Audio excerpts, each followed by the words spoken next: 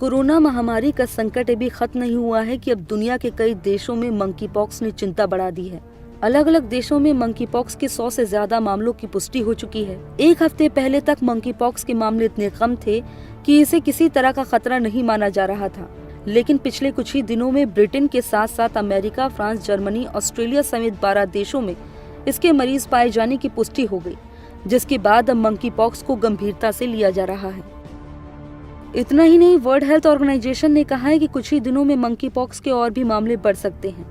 हालांकि ये कोई नई बीमारी नहीं है। अफ्रीकी देशों में मंकी पॉक्स के हजारों मामले हर साल सामने आते हैं, लेकिन ये पहला मौका है जब अफ्रीका से बाहर इतने बड़े इलाके में इसका प्रसार देखा जा रहा है। इतने बड़े पैमाने पर संक्रमण का मतलब है कि पिछले कुछ समय से फैल रहा होगा, जिस पर किसी का ध्यान नहीं गया। वहीं राहत की बात यह है कि अभी तक मंकी पॉक्स से संक्रमित देशों में इस संक्रमण से किसी की मौत होने की खबर नहीं है। वहीं अफ्रीकी देशों के जिन इलाकों में ये बीमारी आम रही है, वहां भी ज्यादातर लोग ठीक हो जाते हैं। अगर आप मंकी पॉक्स से संक्रमित हो जाते हैं तो आमतौर पर पहले लक्षणों के सामने आने में 5 से 21 दिनों के बीच का समय लगता है। इनमें बुखार, सिर दर्द, मांसपेशियों में दर्द, पीठ दर्द, कपकपी और थकावट शामिल है। इन लक्षणों का अनुभव करने के 1 से 5 दिन बाद आमतौर पर चेहरे पर दाने दिखाई देते हैं। दाने कभी कभी चिकन पॉक्स के साथ भ्रमित होते हैं, क्योंकि ये उभरे हुए धब्बों के रूप में शुरू होता है, जो तरल पदार्थ से भरे छोटे पपड़ी में बदल जाते हैं। लक्षण आमतौर पर 2 से 4 सप्ताह के भीतर साफ हो जाते हैं और पपड़ी गिर जाती है।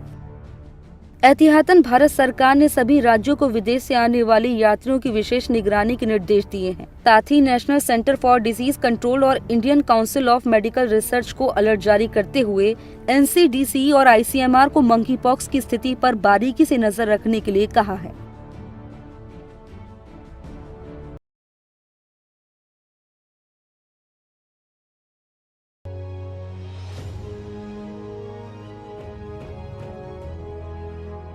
भारत और अमेरिका के बीच दोस्ती कितनी गहरी है, आप इसका अंदाजा इन तस्वीरों से लगा सकते हैं। दुनिया के सबसे बड़े और सबसे पुराने लोकतांत्रिक देशों के अध्यक्षों में गर्मजोशी साफ तौर पर देखी जा सकती है। टोक्यो में आज प्रधानमंत्री नरेंद्र मोदी क्वाड सम्मेलन में शामिल हुए, जहां कई मुद्दों पर चर्चा हुई, जिसके बाद PM मोदी की अमेरिका के राष्ट्रपति बाइडेन के साथ द्विपक्षीय मुलाकात हुई। अमेरिका के राष्ट्रपति और PM मोदी के बीच की ये मुलाकात कई मायनों में अहम है, क्योंकि जहां एक ओर इस मुलाकात से चीन को तो कड़ा संदेश गया ही, बल्कि भारत में भी जो बुद्धिजीवी भारत और अमेरिका के रिश्तों पर सवाल खड़े करते रहे हैं, उनको भी इस मुलाकात से करारा जवाब मिला होगा।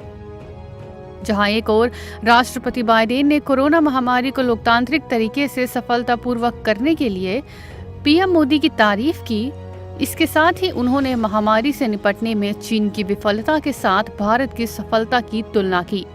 तो दूसरी ओर प्रधानमंत्री नरेंद्र मोदी ने कहा कि भारत और अमेरिका की रणनीतिक साझेदारी की जमकर तारीफ की। मिस्टर प्रेसिडेंट, आपसे मिलकर हमेशा बहुत खुशी होती है। आज हमने एक और सकारात्मक और उपयोगी क्वाड समिट में भी साथ साथ भाग लिया।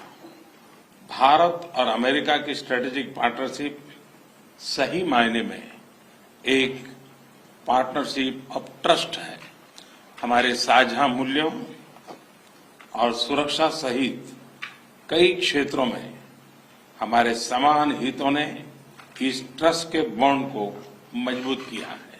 हमारे पीपल टू पीपल रिलेशंस और घनिष्ठ आर्थिक संबंधों में भी हमारी पार्टनरशिप को यूनिक बनाते हैं। गौरतलब है कि जो बाइडेन के अमेरिका के राष्ट्रपति बनने के बाद PM मोदी के साथ ये उनकी 5वीं मुलाकात थी। डोनाल्ड ट्रंप के सत्ता से जाने के बाद कई विशेषज्ञों ने भारत और अमेरिका के रिश्तों में खटास आने की आशंका जताई थी, लेकिन हाल फिलहाल में इन मुलाकातों से ये साफ देखा जा सकता है कि हर गुजरते दिन के साथ भारत और अमेरिका की दोस्ती गहरी ही होती गई है।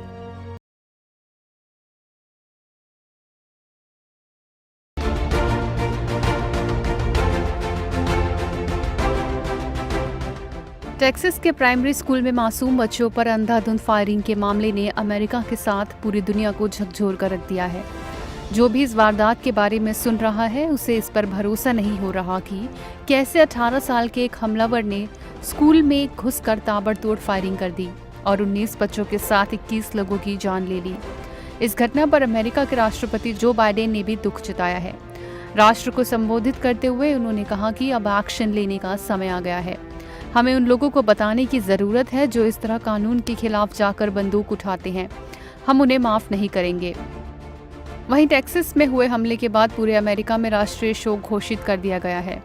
व्हाइट हाउस में राष्ट्रीय झंडे को आधा झुका दिया गया है। राष्ट्रपति बाइडेन के निर्देश पर सभी सरकारी कार्यालयों पर झंडों को झुकाया गया है। पुलिस के एक अधिकारी ने बताया कि हमलावर शख्स स्कूल का ही एक पुराना छात्र बताया जा रहा है। हमलावर ने वारदात से पहले अपनी गाड़ी स्कूल के बाहर ही छोड़ दी, फिर स्कूल में घुसने के साथ ही बंदूक से अंधाधुंध फायरिंग शुरू कर दी। गौरतलब है कि हाल फिलहाल में अमेरिका में गोलीबारी की वारदातों में भारी उछाल देखने को मिला है। अगर इसी साल की बात करें तो अब तक अमेरिका के 27 स्कूलों में गोलीबारी हो चुकी है। वहीं देश भर में गोलीबारी की 200 से ज्यादा घटनाएं सामने आ चुकी हैं। नेशनल गन वायलेंस मेमोरियल के आंकड़ों के मुताबिक 2021 में अमेरिका में गोलीबारी के 693 मामले सामने आए, 2020 में 611 मामले और 2019 में गोलीबारी की 417 घटनाएं दर्ज की गई थी। आंकड़ों से साफ जाहिर है कि अमेरिका में गोलीबारी के मामले हर साल बढ़ रहे हैं, जिन्हें काबू में लाने की जरूरत है।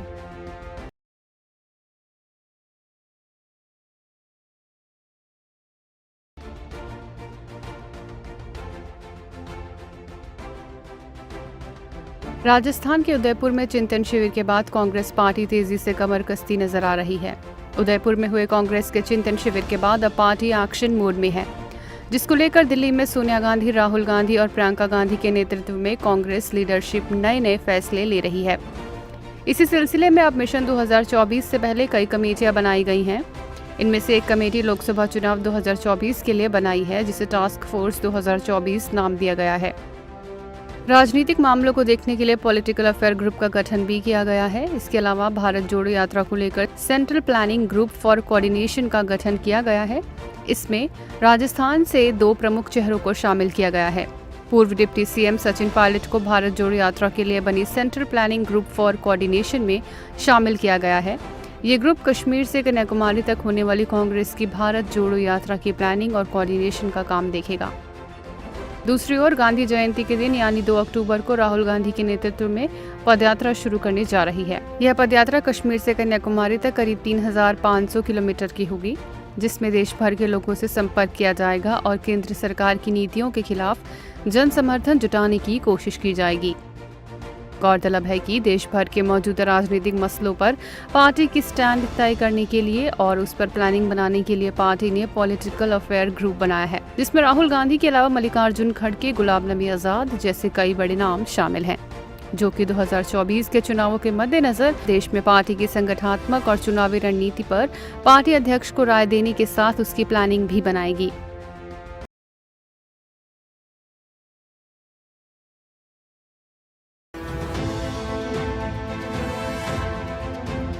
देश की सबसे पुरानी पार्टी में से एक कांग्रेस की मुश्किलें खत्म होने का नाम नहीं ले रही हैं। एक के बाद एक चुनाव में मिल रही हार से हताश कई नेताओं ने कांग्रेस पार्टी से अलविदा कह दिया, जिसको लेकर पिछले दिनों फिर से देश की राजनीति में वापसी करने के लिए कांग्रेस ने चिंतन शिविर का आयोजन भी किया। लेकिन इस शिविर के बाद भी कांग्रेस में अंतर्कलह थमने का नाम नहीं ले रहे हैं। इसी कड़ी में कांग्रेस के दिग्गज नेता कपिल सिब्बल ने पार्टी से इस्तीफा देते हुए राज्यसभा के लिए नामांकन भर दिया। बुधवार को लखनऊ में सिब्बल ने अपना नामांकन भरा। इस दौरान उन्होंने बताया कि वो 16 मई को ही कांग्रेस से इस्तीफा दे चुके हैं।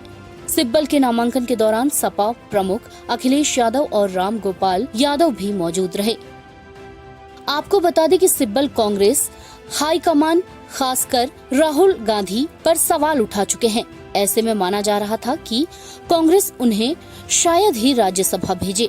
वहीं सिब्बल अपनी यूपी से कांग्रेस कोटे से सांसद हैं, लेकिन इस बार यूपी में पार्टी के पास इतने ही विधायक नहीं हैं जो उन्हें फिर से राज्यसभा भेज सके। लिहाजा सिब्बल के फ्यूचर को लेकर कयास लगाए जा रहे थे।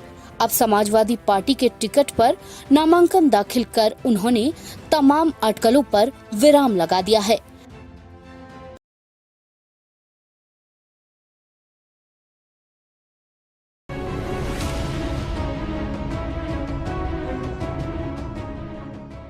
जम्मू कश्मीर में आतंक के खात्मे के लिए सेना का ऑपरेशन ऑल आउट लगातार जारी है।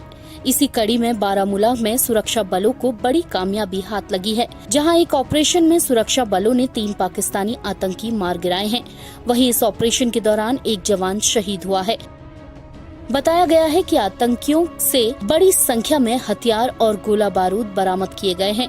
जम्मू कश्मीर पुलिस की तरफ से ये जानकारी दी गई है। पुलिस ने बताया है कि बारामूला के करेरी इलाके में आतंकवादियों के देखे जाने की सूचना के बाद सेना और सीआरपीएफ का संयुक्त दल इलाके में पहुंच गया और आतंकियों की तलाश शुरू कर दी। जैसे ही सुरक्षा कर्मी तलाशी लेते हुए नाजी भट्ट चौराहे के पास पहुंचे, वहां छिपे आतंकवादियों ने उन पर गोलियां बरसाना शुरू कर दी, जिसके बाद हुई जवाबी कार्रवाई में 3 आतंकी मार गिराए गए।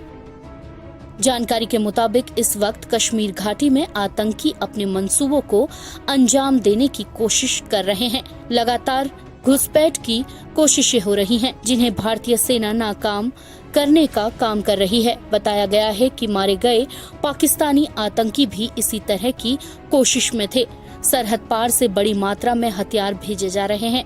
पिछले दिनों आतंकियों ने अमरनाथ यात्रा को लेकर भी धमकी दी थी। इसीलिए सुरक्षा बल लगातार एक्टिव हैं और ऐसी हर हरकत पर नजर बनाए हुए हैं।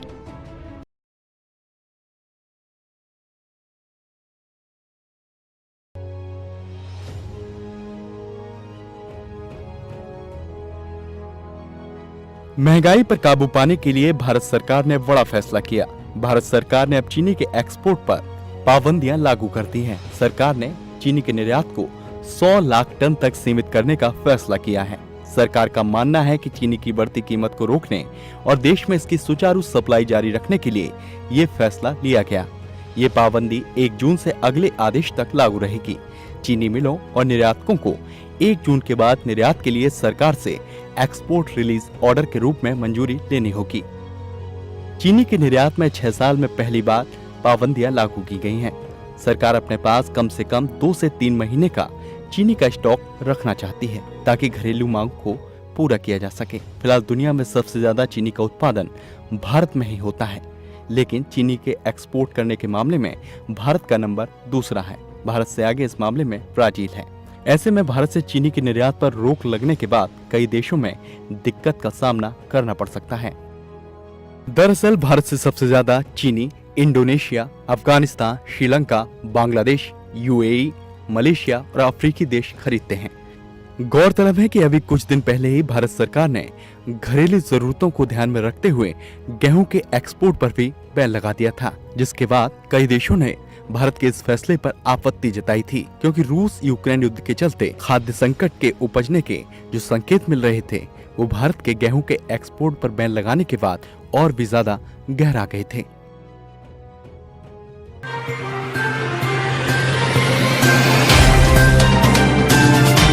Subscribe now and press the bell icon.